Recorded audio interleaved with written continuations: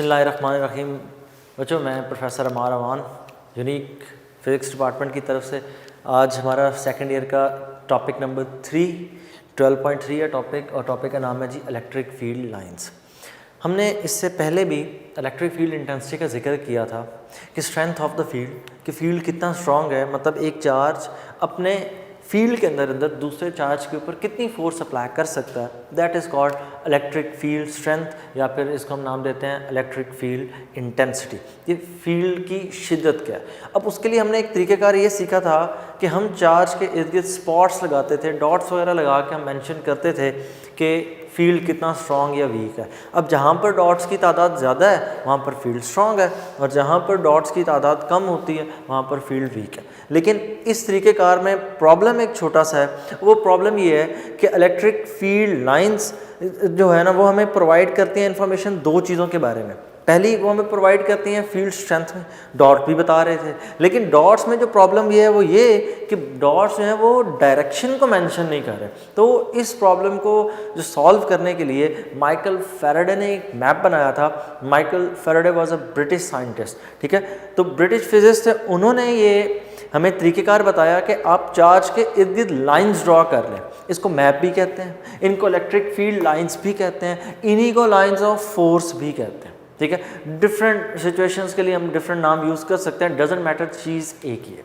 Next बच्चों, इसमें करना क्या है, उन तरीक़ेकार ये है कि आपने सबसे पहले एक चार्ज जिसका आपने फील्ड ड्रॉ करना है। ये आपके पास लेट से एक पॉजिटिव चार्ज है। आप इस पॉजिटिव चार्ज के इर्द गिर्द आप कोई भी पॉइंट चार्ज यूज़ कर लें। आप पॉइंट चार्जेस इसके इर्द गिर्द प्लेस करें। कोशिश करनी है कि तमाम तर पॉइंट चार्जेस को आपने इक्वली डिस्टेंस पे प्लेस करना है। अच्छा, ये इक्वल डिस्टेंस इनके आपस का नहीं हो रहा। इक्वल डिस्टेंस से मुराद है कि चार्ज से इनका डिस्टेंस इक्वल होना चाहिए।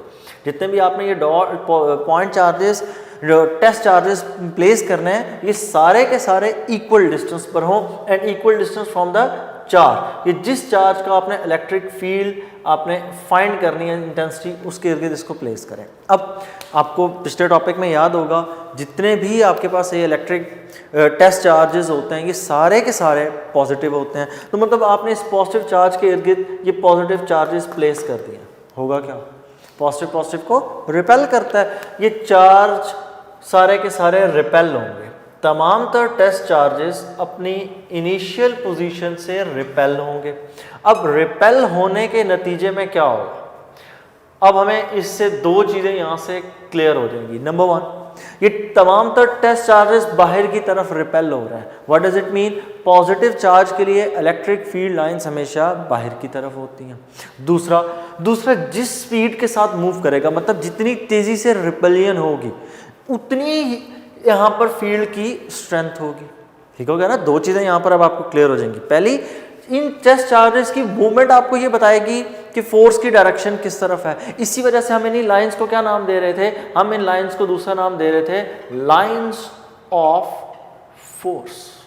ठीक हो गया, कि फोर्स अप्लाई करते हैं और हमें डायरेक्शन पता लग गई टेस्ट चार्ज की मूवमेंट से।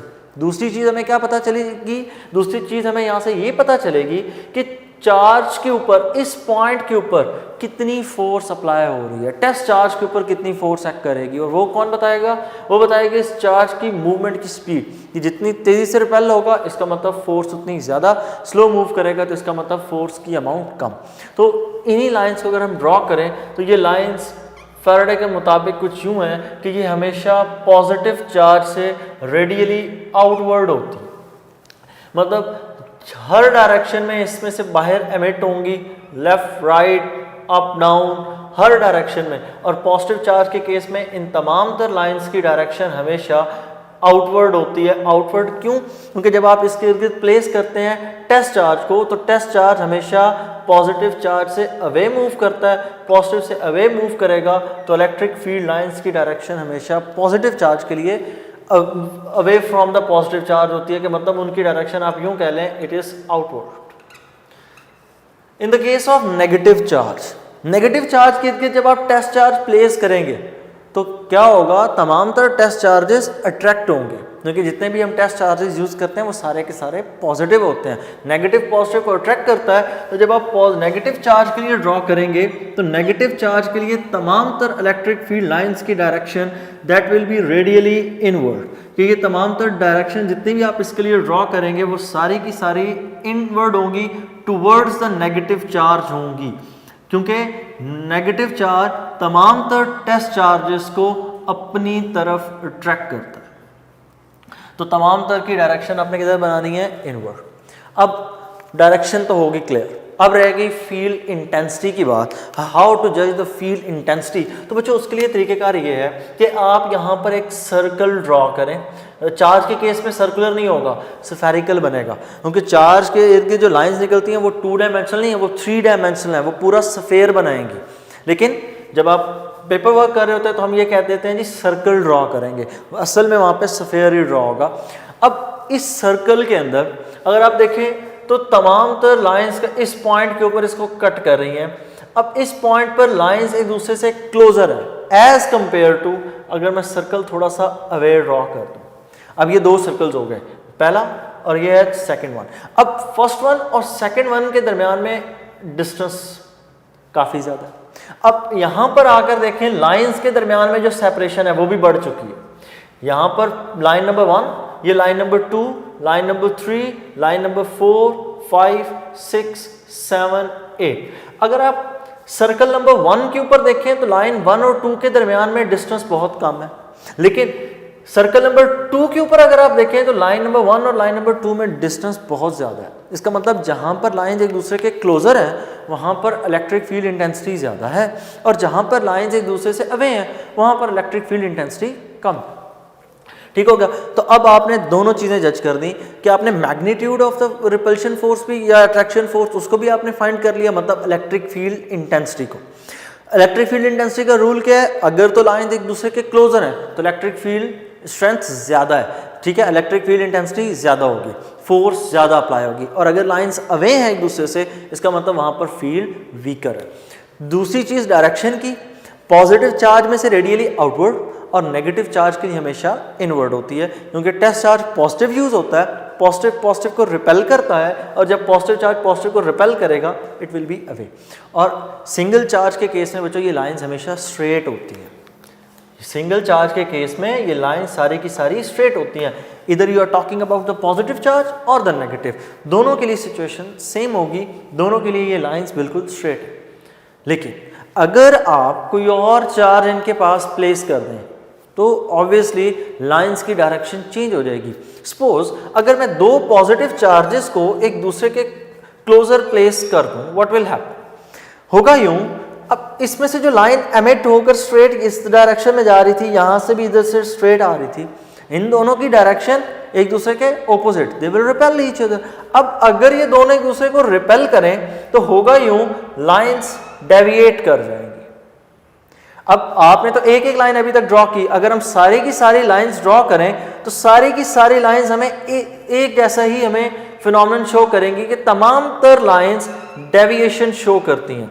अगर तमाम तर लाइंस ही डेविएशन शो करना शुरू कर दें तो इसका मतलब अब ये लाइन स्ट्रेट तो ना रही, ये लाइन सारी की सारी स्ट्रेट नहीं रही। पहले ये लाइन स्ट्रेट थी जब सिंगल चार्ज का केस था, लेकिन जब आपने 2 चार्जेस को एक दूसरे के क्लोजर प्लेस किया तो ये लाइंस एक दूसरे से अवे मूव करना शुरू कर दी, और जब ये लाइंस एक दूसरे से अवे मूव करेंगी तो इनकी डायरेक्शन अब स्ट्रेट नहीं रही। अब डायरेक्शन अगर स्ट्रेट नहीं रही तो हमने डायरेक्शन फाइंड किस तरह से करनी है। फिर बच्चों आपको इलेक्ट्रिक फील्ड इंटेंसिटी की डायरेक्शन फाइंड करने के लिए टेंजेंट ड्रॉ करना होगा। यहाँ पर एक क्वेश्चन राइज होता है कि इलेक्ट्रिक फील्ड इंटेंसिटी के लिए हमने टेंजेंट क्यों ड्रॉ करना है, जिस डायरेक्शन में लाइन मूव कर रही है वही डायरेक्शन इलेक्ट्रिक फील्ड इंटेंसिटी की होनी चाहिए। नो, ऐसा बिल्कुल नहीं है। उसकी वजह ये है कि अगर हम रेडियल की बात करें कि वो कर्व पाथ की बात करें तो कर्व पाथ के अंदर कोई एक फिक्स डायरेक्शन तो नहीं होती। इलेक्ट्रिक फील्ड इंटेंसिटी कौन सी क्वांटिटी है, it is a vector quantity. अगर इलेक्ट्रिक फील्ड इंटेंसिटी एक वेक्टर क्वांटिटी है तो ये लाजिम है कि उसकी एक ही डायरेक्शन हो। अब जो कर्व पाथ होता है, कर्व पाथ के ऊपर आपकी कोई फिक्स डायरेक्शन नहीं है, ठीक है। कर्व पाथ के ऊपर अगर आपने डायरेक्शन निकालनी है तो यहाँ पर आप टेंजेंट ड्रॉ करेंगे, आपने इस पॉइंट पर फाइंड करनी है तो यहाँ पर आप टेंजेंट ड्रॉ करेंगे, अगर आपने किसी और पॉइंट पर फाइंड करनी है तो यहाँ पर टेंजेंट ड्रॉ होगा। और टेंजेंट क्या होता है, उस सरफेस के ऊपर 90 डिग्री का एंगल ड्रॉ करता है। तो बच्चों यहाँ पर एक चीज़ और क्लियर हो गई कि अगर ये लाइन किसी और फोर्स की वजह से कर्व्ड हो जाए तो फिर आपने उनकी डायरेक्शन किस तरह फाइंड करनी होती है, आपने उनकी डायरेक्शन को फाइंड करने के लिए टेंजेंट को ड्रॉ करना। लाइन हमें सिर्फ और सिर्फ इंडिकेशन देगी, लेकिन आपने जिस पॉइंट पर इलेक्ट्रिक फील्ड इंटेंसिटी फाइंड करनी है, सपोज मैं इस पॉइंट पर फाइंड करना चाह रहा हूं तो यहां पर हम टेंजेंट ड्रॉ करेंगे, ठीक होगा। और बच्चों ये दरमियान में ये जो स्पेस है दोनों चार्जेस के बिल्कुल सेंटर में, जहां पर कोई इलेक्ट्रिक फील्ड लाइन नहीं है, वैसे तो ये पूरा एरिया बनता है जहां पर ये कोई लाइन नहीं है, तो यहां पर इस पॉइंट के ऊपर जो आपके पास इलेक्ट्रिक फील्ड इंटेंसिटी की वैल्यू होगी दैट विल बी 0, क्योंकि इलेक्ट्रिक फील्ड इंटेंसिटी डिफाइन कौन करता है, ये लाइंस। और जब इस रीजन के अंदर लाइन ही नहीं है तो यहाँ पर इलेक्ट्रिक फील्ड स्ट्रेंथ कितनी होगी, दैट विल बी 0। सेम इसी तरह की डायग्राम आपके लिए नेगेटिव चार्ज की बनेगी, और नेगेटिव चार्ज के लिए सिर्फ और सिर्फ क्या होगा, इन एरोस की डायरेक्शन इनवर्ड होगी, टुवर्ड्स द चार्जेस होगी, बाकी सेम होगा। What if we place two opposite charges, one is positive and the other one is negative. अगर हम इन दोनों को प्लेस करें तो हमें पता है पॉजिटिव नेगेटिव को क्या करता है, अट्रैक्ट करता है। अब इस केस के अंदर क्या होगा, पॉजिटिव से निकलने वाली लाइन एंड होगी जाकर नेगेटिव पे। अगर पॉजिटिव से निकलने वाली लाइन नेगेटिव पे जाकर एंड हो, देन आप इन लाइंस को कुछ यूं ड्रॉ करेंगे, फ्रॉम पॉजिटिव टू नेगेटिव, एक लाइन स्ट्रेट, दोनों तरफ से कर्व लाइन, ठीक। फिर इसी तरह एंड सो ऑन, आप इसी तरह इसको कंप्लीट करेंगे आगे। और याद रखिएगा लाइंस की डायरेक्शन आपने हमेशा पॉजिटिव से नेगेटिव की तरफ ड्रॉ करनी है। नेक्स्ट, ये लाइंस यहाँ पर इस एंड पर इनके लिए स्ट्रेट ही रहेंगी, पॉजिटिव से एमिट, नेगेटिव पे खत्म, पूरा का पूरा उसने कर्व लेकर यहाँ तक आना है, ठीक हो गया। और इसी तरह आप इस डायग्राम को यूं कंप्लीट कर देंगे। और बच्चों इसमें अगर आप चाहें तो कुछ लाइंस की तादाद को आप चाहें तो स्किप कर दें, क्योंकि इतनी ज़्यादा डायग्राम बनाने की हमें डिटेल में ज़रूरत नहीं है, सिर्फ एक कॉन्सेप्ट है जो आपको डिलीवर करना था, आई थिंक वो यहाँ से कंप्लीट हो जाता है। नेक्स्ट बच्चों, इसमें कुछ पॉस्टुलेट्स हैं आपकी बुक के ऊपर मेंशन किए गए हैं। पहला पॉस्टुलेट ये स्टेट करता है कि electric field lines always originate from the positive charge and and on the negative charge, कि ये लाइंस पॉजिटिव चार्ज से ओरिजिनेट होती हैं, स्टार्ट होती हैं और नेगेटिव पे ख़त्म होती हैं, क्योंकि जो लाइन पॉजिटिव से स्टार्ट होगी उसने ख़त्म कहाँ पर होना, जाके नेगेटिव में। इन केस ऑफ अट्रैक्शन अगर आप यहाँ पर देखें तो लाइन पॉजिटिव से स्टार्ट हुई, ख़त्म कहाँ पर हुई, नेगेटिव पे। दूसरी चीज़, लाइंस की जो सेपरेशन है, लाइंस की जो आपस में सेपरेशन है, मतलब इन दो लाइंस के दरमियान में डिस्टेंस, इन दो लाइंस के दरमियान में डिस्टेंस, या यहाँ पर जो डिस्टेंस है, ये डिस्टेंस हमें बताता है the magnitude of electric field intensity. अगर तो सेपरेशन ज़्यादा है तो इलेक्ट्रिक फील्ड इंटेंसिटी कम, और अगर इलेक्ट्रिक फील्ड लाइंस एक दूसरे के क्लोजर है तो फील्ड विल बी स्ट्रॉन्गर। और चार्ज के इर्द गिर्द हमेशा, चार्ज के करीब करीब हमेशा फील्ड स्ट्रॉन्गर होता है। जैसे जैसे आप आगे जाते जाएंगे, लाइंस चूंकि अवे मूव कर रही हैं तो इनकी सेपरेशन बढ़ती जाएगी, इलेक्ट्रिक फील्ड इंटेंसिटी हमेशा सप्रेस हो जाती है, कम हो जाती है।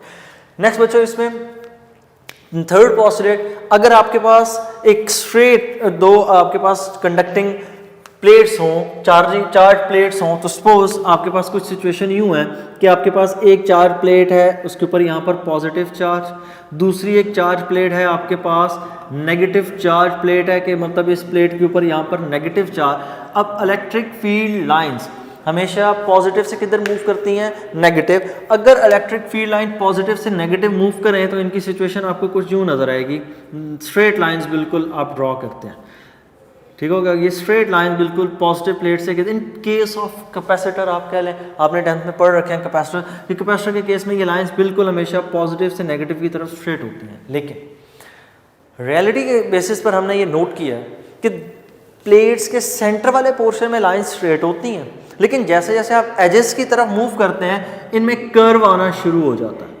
और जितना ज़्यादा आप आउटवर्ड होंगे कर्व उतना प्रोमिनेंट, मतलब अब इस लाइन में अगर आप कर्व देखें तो कम है, आप ज़्यादा दूर सेंटर से गए, यहाँ कहीं पर सेंटर है इस कैपेसिटर का, सेंटर से आप ज़्यादा दूर गए कर्व बढ़ गया। सेम इसी तरह लोअर एंड पर भी यूं ही होगा, कर्व लाइन, और लास्ट वाली जो कर्व लाइन होगी उसमें आपको बहुत ज़्यादा कर्व मिलेगा। उसकी वजह ये है कि इलेक्ट्रिक फील्ड लाइंस हमेशा सेंटर के अंदर, याद रखिएगा, स्ट्रेट होती हैं, और जब साइड्स की बात आती है तो कर्व होती है, क्योंकि फील्ड हमेशा स्फेरिकली फैलने की कोशिश करता है, लेकिन चूंकि दरमियान वाले पोर्शन के अंदर उसे कोई ऑप्शन नहीं मिलता तो इस वजह से वो स्ट्रेट रहता है। लेकिन साइड्स पर, एजेस पर हमेशा उसके पास जो मूवमेंट की कोई ना कोई रहती है, चांसेस रहते हैं, इस वजह से वहाँ पर वो रेडियल शो करता है।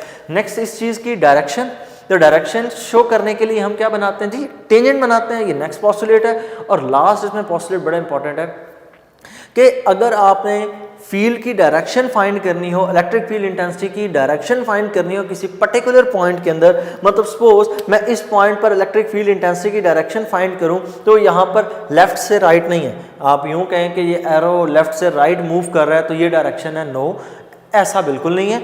आपको क्या करना होगा, आपने इस सरफेस के ऊपर टेंजेंट ड्रॉ करना है, और जो डायरेक्शन टेंजेंट की होगी वही डायरेक्शन इलेक्ट्रिक फील्ड लाइन की होगी।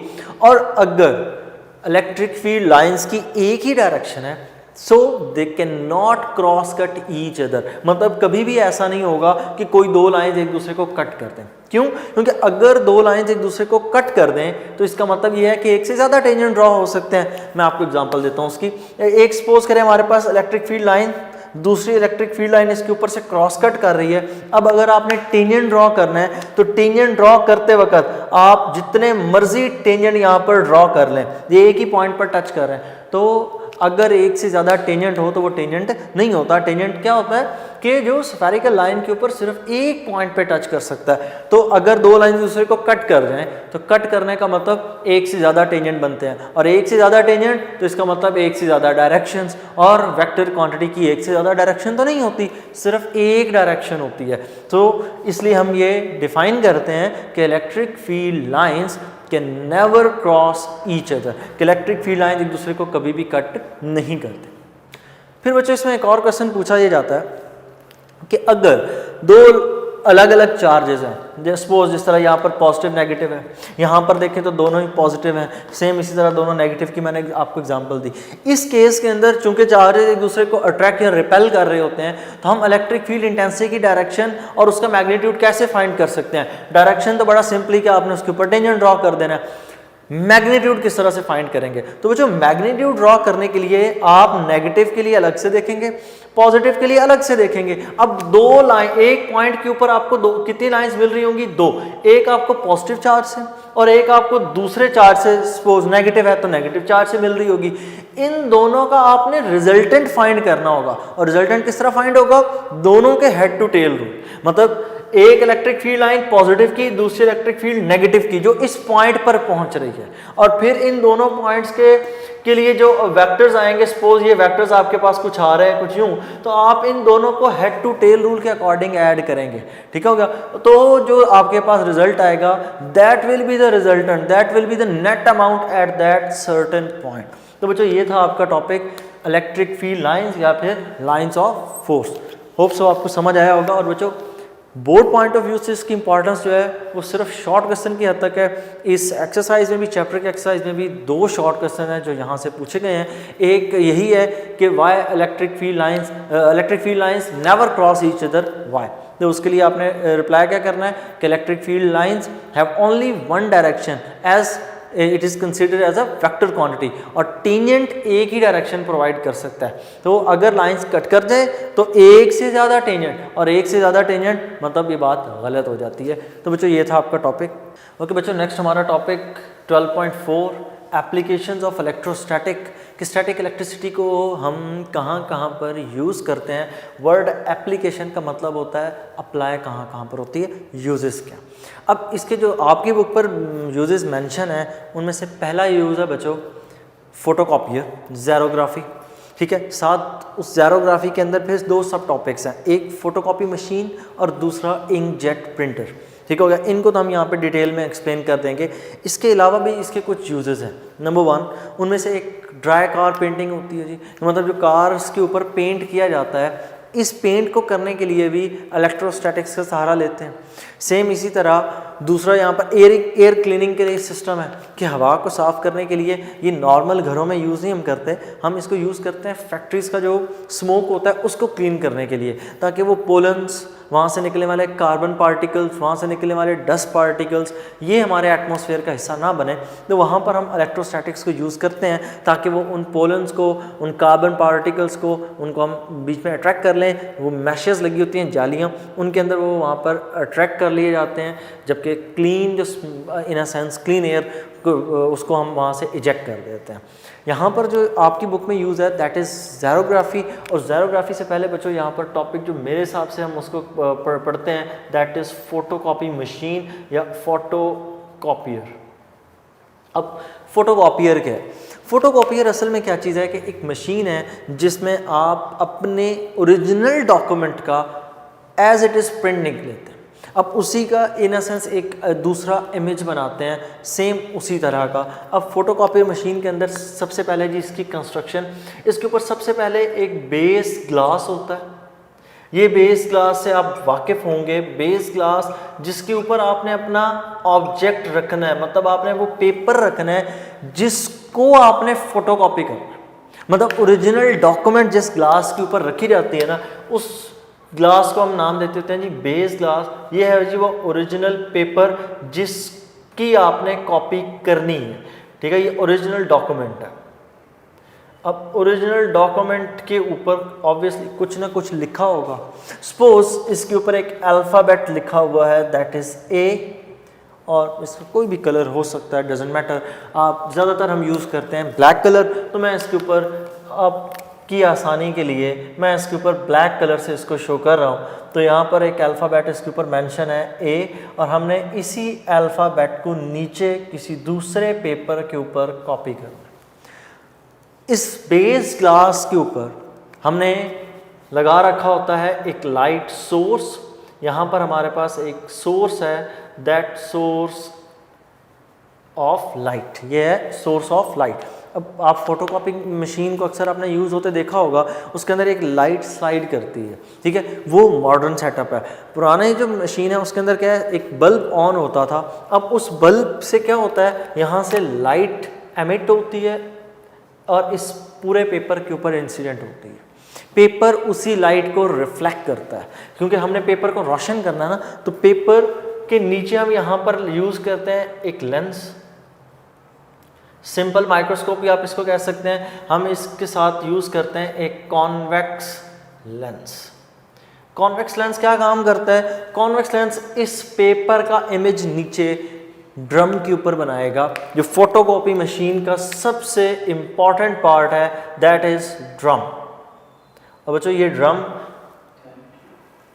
बहुत ही ज़्यादा इम्पॉर्टेंट है इस पूरी मशीन के अंदर, क्योंकि फोटोकॉपी सारी की सारी इसी ड्रम की बेसिस के ऊपर ही होती है। ये ड्रम असल में रोटेट करता है। अब होगा यूँ कि जो इमेज आपने आपका लेंस ड्रॉ करेगा वो किस पर ड्रॉ करेगा, वो इस ड्रम के ऊपर ड्रॉ करेगा। अब आपके पेपर का इमेज इस ड्रम के ऊपर यहाँ पर बन जाएगा एज इट इज, और इस ड्रम की जो शेप है वो क्या होगी, that will be cylindrical. Shape कौन सी होगी जी, सिलेंड्रिकल। अब इसके ऊपर सारे का सारा वो प्रिंट होगा। ये बात ध्यान में रखिएगा, पेपर का वो पोर्शन जो ब्लैंक है, जिसके ऊपर लिखा हुआ नहीं है, वो वाइट कलर में होगा, वो कलर्ड पोर्शन होगा, लेकिन वो ब्राइट पोर्शन मतलब होगा। लेकिन जिस हिस्से पर आपने लिखा होगा वो किस तरह अपेयर होगा, that will appear as dark. तो बच्चों आपका वो जो पोर्शन है, ये जो ए आपने लिख रखा है उस पेपर के ऊपर, ये सारे का सारा यहाँ पर अपेयर होगा डार्क के अंदर। बाकी पूरे का पूरा जो ड्रम है that will be bright. Light source है ना, वो इस पूरे को रोशन कर रही है, सिर्फ डार्क हिस्सा कौन सा होगा, जिस पोर्शन पे आपने लिख रखा है। अब इस ड्रम के ऊपर आ गए तो ये जो ड्रम है ये बनाया हुआ है हमने एल्यूमिनियम का।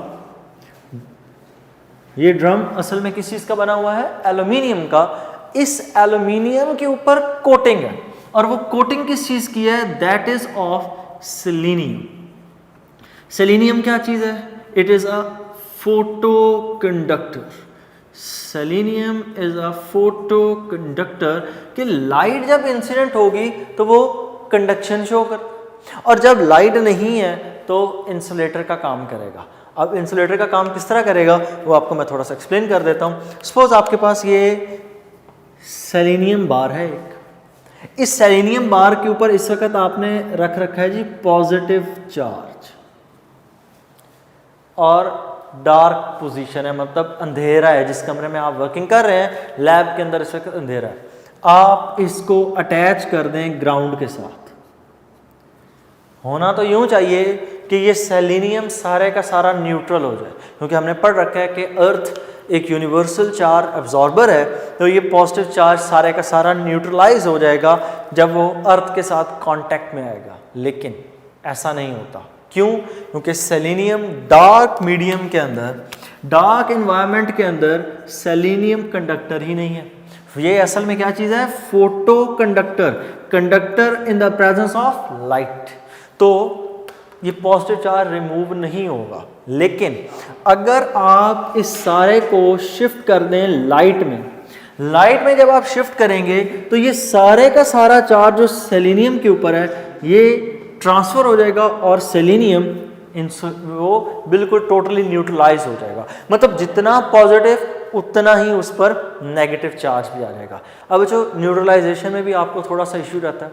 न्यूट्रलाइजेशन में एक बात याद रखिएगा, हम ये जब कहते हैं कि किसी सरफेस पे कोई चार्ज नहीं है, इसका ये हरगिज़ मतलब नहीं है कि उस पर पॉजिटिव भी नहीं है नेगेटिव भी नहीं है।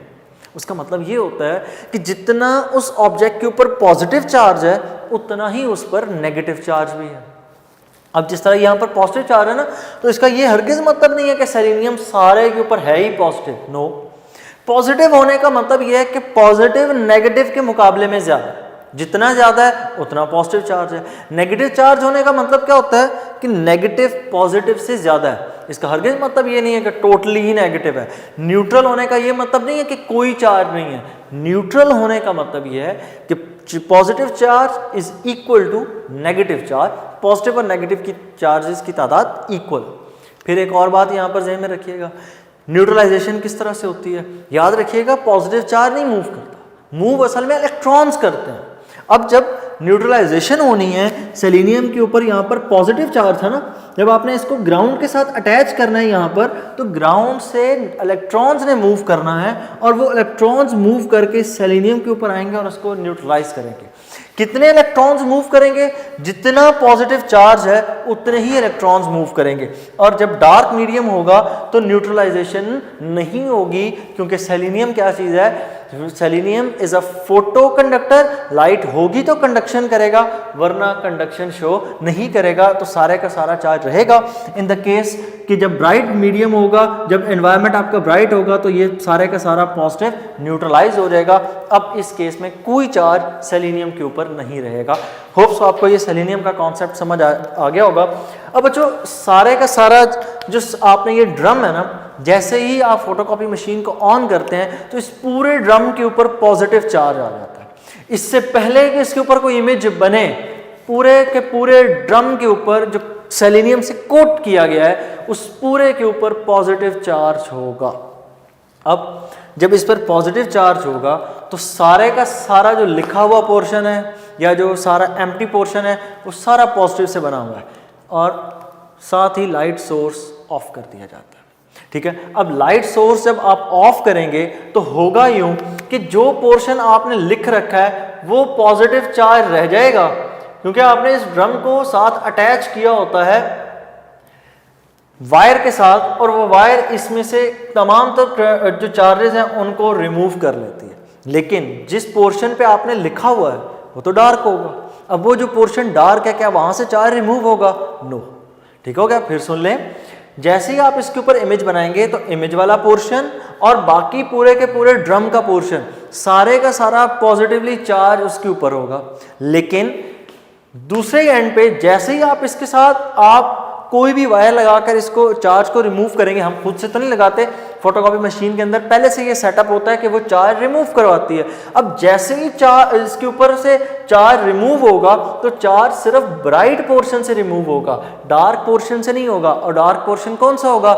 जिस सारे हिस्से पर आपने लिख रखा। तो वो जो ए वाला पोर्शन है वो सारे का सारा पॉजिटिव चार्ज से एज इट इज लिखा रहेगा। नज़र तो खैर नहीं आएगा, वो पॉजिटिव चार्जेस ही हैं।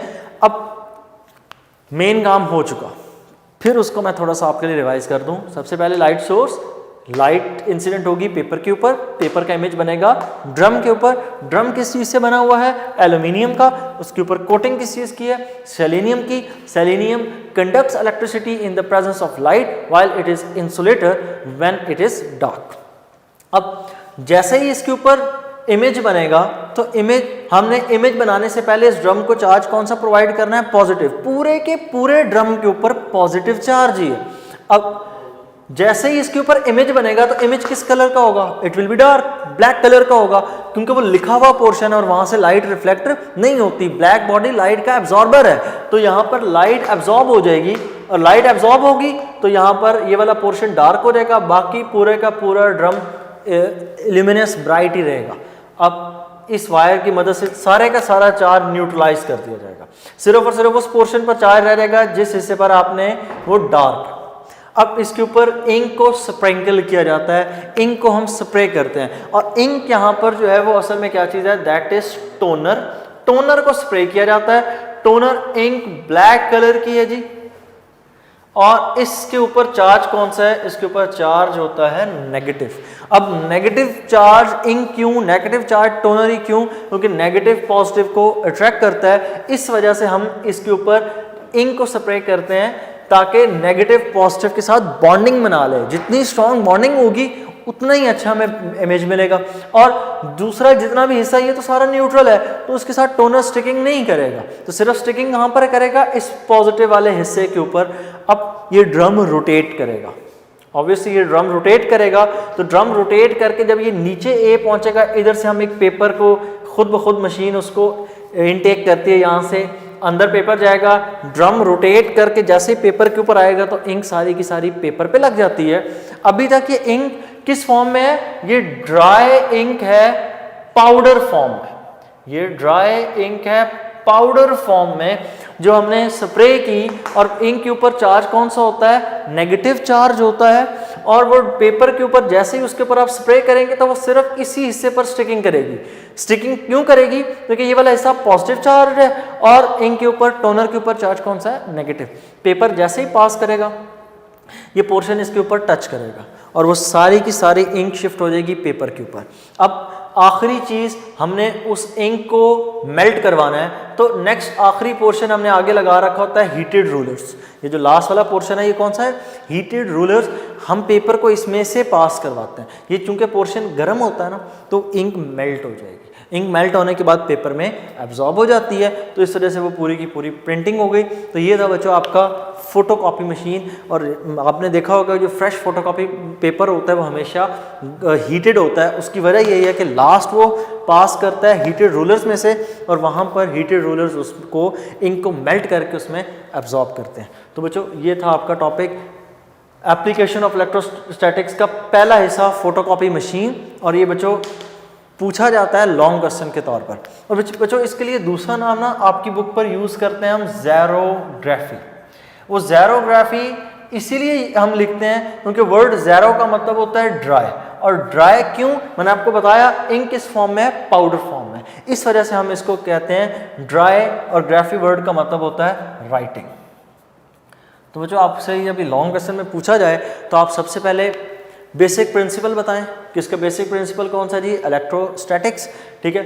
फिर उसके अंदर आप बेसिक इसकी सबसे पहले इसकी कंस्ट्रक्शन कोशिश करें, डायग्राम बनाएं, तमाम तर इसके जितने भी पार्ट्स हैं उनको एक्सप्लेन करें। और सबसे जो इम्पॉर्टेंट पार्ट है वो ड्रम है, और ड्रम को हार्ट ऑफ मशीन भी हम कहते हैं। इन अ सेंस जिस तरह कंप्यूटर में सबसे इम्पॉर्टेंट पार्ट सीपीयू होता है, तो यहाँ पर सबसे इम्पॉर्टेंट पार्ट कौन सा जी? ड्रम। ड्रम बना किस चीज़ से? एल्यूमिनियम कोटेड किस चीज़ से है? सेलेनियम के साथ। फोटो कंडक्टर को एक्सप्लेन करें, ये पूरे डायग्राम्स अगर आप चाहें तो बनाकर इसको प्रॉपर एक्सप्लेन कर दें, और उसके बाद सारी की सारी वर्किंग। तो बच्चों यूँ आपने इसको अटैम्प्ट करना है, और बोर्ड पॉइंट ऑफ व्यू से बहुत इंपॉर्टेंट लॉन्ग क्वेश्चन। नेक्स्ट हिस्से में अब इसमें में दूसरा इसका पार्ट करेंगे, and that is inkjet printer. बच्चों नेक्स्ट हमारा टॉपिक एप्लीकेशन ऑफ इलेक्ट्रोस्टैटिक्स का दूसरा हिस्सा है जी, इंकजेट प्रिंटर। इंकजेट प्रिंटर्स क्या काम करते हैं? कंप्यूटर्स के साथ हम इनको अटैच करते हैं और आपको वो प्रिंट निकाल के देते हैं। इसके लिए हम सिंपली नाम यूज़ करते हैं प्रिंटर्स। अब प्रिंटर्स के अंदर या इंकजेट प्रिंटर के अंदर क्या है, सबसे पहले एक हमारे पास बॉक्स है जिसके अंदर हमने इंक को स्टोर किया होता है। उस बॉक्स को हम नाम देते हैं जी इंक सप्लाई। रिमेंबर यहाँ पर भी इंक का नाम हम ज़्यादातर टोनर ही यूज़ करते हैं और यहाँ पर भी ये पाउडर्ड फॉर्म में ही है, मतलब ड्राई इंक यूज़ की जाती है। इसके ऊपर लगा होता है पंप और पंप के ऊपर है नोज़ल जो कि बड़ा फाइन स्प्रे इंक का करेगी इस टारगेट के ऊपर। और टारगेट हमारा इस केस में कौन सा जी, पेपर है जिसके ऊपर आपने प्रिंट करना है। अब तमाम तर कमांड्स के प्रिंट कितना होगा, किस हिसाब से होगा, उस सब को कंट्रोल करता है चार्जिंग कंट्रोल्स। और चार्जिंग कंट्रोल्स आगे अटैच किसके साथ होते हैं, they are attach with your computer. कि कंप्यूटर इसको इंस्ट्रक्शन प्रोवाइड करता है कि आपने पेपर के किस हिस्से पर क्या क्या और कैसे प्रिंट कर रहा है। नेक्स्ट इसके आगे लगी होती हैं जी डिफ्लेक्शन प्लेट्स। और डिफ्लेक्शन प्लेट्स क्या है का काम सिर्फ और सिर्फ क्या है कि वो पोर्शन पेपर का जो खाली हो, मतलब अब सारे हिस्से पे तो नहीं हमने लिखना, हमने पेपर का कुछ हिस्सा खाली भी बीच में होगा। मतलब आपने सपोज 2 अल्फ़ाबेट्स लिखे हैं ए एंड बी, तो इनके दरमियान में ये पोर्शन खाली, ये ए और बी के दरमियान में साइड्स पे जगह खाली। तो डिफ्लेक्शन प्लेट्स का काम ये है कि जो ब्लैंक वाला हिस्सा है इसको ब्लैंक रखना। ये ना हो कि नोजल से इंक निकले और सारी की सारी पेपर के ऊपर ही लगे। हमने सारे इंक पेपर पे नहीं लगने देनी, सिर्फ उतना हिस्सा जहां पर लिखा हुआ हो। तो डिफ्लेक्शन प्लेट्स क्या करती हैं, उन इंक ड्रॉपलेट्स को डिफ्लेक्ट कर देती हैं गटर में, ताकि जो ब्लैंक हिस्से वाली इंक है वो पेपर तक ना पहुंचे, वो वहां से गटर में शिफ्ट कर दी जाती है। और इसको बाद में अटैच किया होता है हमने इंक सप्लाई के साथ, तो ये सारी इंक वापस आ जाती है। रही बात यहाँ पर प्रिंटिंग किस तरह होगी, तो उसका काम कौन करेगा, charging electrodes. Charging electrodes deflection show करते हैं, इस नोजल में से निकलने वाली इंक को डिफ्लेक्ट करवाते हैं। क्योंकि यहाँ से जो इंक निकलेगी इसके ऊपर हम चार्ज रखते हैं पॉजिटिव। अगर हमें पेपर के ऊपर वाले हिस्से के ऊपर यहाँ पर इंक चाहिए तो यहाँ से निकलने वाली जो इंक है वो चार्जिंग इलेक्ट्रोड्स की मदद से हम डिफ्लेक्ट कराएंगे। तो इसका मतलब ये है कि हमें चार्जिंग इलेक्ट्रोड्स के इस एंड पर हमें नेगेटिव चार्ज देना पड़ेगा। ये नेगेटिव इस इंक को अट्रैक्ट करेगी और अट्रैक्ट करने के बाद ये यहाँ से यूँ डिफ्लेक्ट होगी और अल्टीमेटली हिट करेगी हमारे एग्जैक्ट टारगेट के ऊपर। ठीक हो गया। सेम इसी तरह अगर आपने नीचे की तरफ डिफ्लेक्ट कराना है तो आप इस ऊपर वाली प्लेट पर पॉजिटिव चार्ज दे दें। पॉजिटिव पॉजिटिव को क्या करेगा, रिपेल, और यहाँ से वो डिफ्लेक्ट होकर किधर आ जाएंगे, नीचे। तो यूँ हम इंक की डिफ्लेक्शन की मदद से प्रिंटिंग कर लेते हैं। तो ये बच्चों सिंपल सा टॉपिक है, ये लॉन्ग और शॉर्ट के हिसाब से सच कोई इंपॉर्टेंट नहीं है, लेकिन आपको पता होना चाहिए इस टॉपिक के बारे में। नेक्स्ट रह गया बच्चों, कलर प्रिंटर्स भी हमारे यहाँ अवेलेबल हैं। कलर प्रिंटर्स के अंदर इंक सप्लाई के 3 चैम्बर्स होते हैं और उसमें तीनों बेसिक कलर यूज़ किए जाते हैं। According to science 3 basic colour हैं, रेड, ब्लू, ग्रीन। तो उनको हम यूज़ करते हैं, उन्हीं की कम्बिनेशन से सारे के सारे आगे कलर्स प्रोड्यूस कर लिए जाते हैं। तो बच्चों ये जो इंक टोनर है, ब्लैक टोनर, इसके लिए भी आपकी बुक पर एक साइड इन्फॉर्मेशन दी गई है और उस साइड इन्फॉर्मेशन में ये लिखा गया है कि वो जो इंक टोनर बनाया जाता है वो बनाया जाता है कार्बन से। अगर आपने उस इंक टोनर को उसकी फाइनेस्ट फॉर्म में अगर आपने घर पर बनाना है या उसको ऑब्जर्व करना है तो जो कैंडल फ्लेम होता है, कैंडल फ्लेम में से यहाँ ऊपर स्मोक निकलता है। आप कैंडल फ्लेम से थोड़ा सा ऊपर कोई वाइट सरफेस रखें ना तो उस वाइट सरफेस के ऊपर ब्लैक कलर का कार्बन अटैच होना शुरू हो जाता है। That carbon is in fact toner, वही ड्राई इंक है। तो ये भी ज़ेरोग्राफी में ही आता है, ड्राई राइटिंग के अंदर। Xero means dry, graphy means writing. तो बच्चों ये था आपका टॉपिक ज़ेरोग्राफी, और ज़ेरोग्राफी का दूसरा हिस्सा inkjet printer. Thank you so much.